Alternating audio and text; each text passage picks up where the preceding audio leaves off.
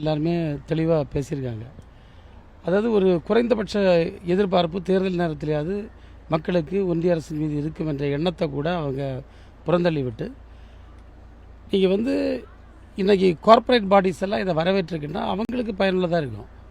ஆனால் இன்றைக்கி இருக்கக்கூடிய நாட்டில் இருக்கக்கூடிய விவசாயிகளுக்கோ விவசாய பெறக்கூடிய மக்களுக்கோ அல்லது உற்பத்தி துறையில் இருக்கக்கூடிய சாதாரண மக்களுடைய நலனுக்காக இதில் எந்த திட்டத்தையும் நம்மளால் பார்க்க முடியலை.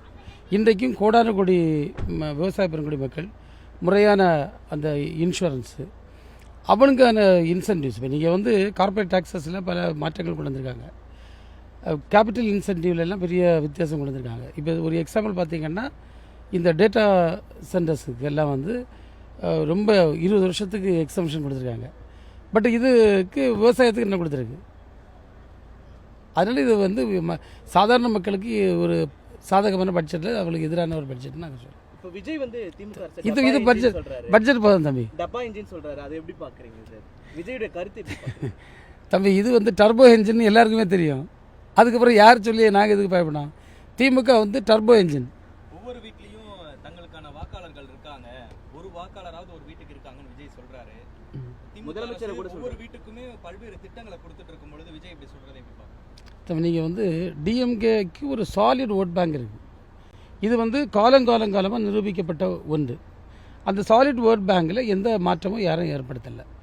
ப்ளஸ் இப்போ இருக்கக்கூடிய மக்கள் நலன் சார்ந்த திட்டங்கள், இந்த மக்கள் நலன் சார்ந்த திட்டங்கள் அந்த அளவுக்கு மக்கள்கிட்ட போய் சேர்ந்துட்டுருக்கு.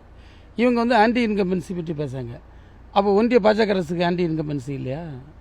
தமிழ்நாட்டில் அவங்க மக்கள் சந்தோஷமாக இருக்காங்க. இப்போ கூட பட்ஜெட்டில் என்ன நடந்திருக்கு?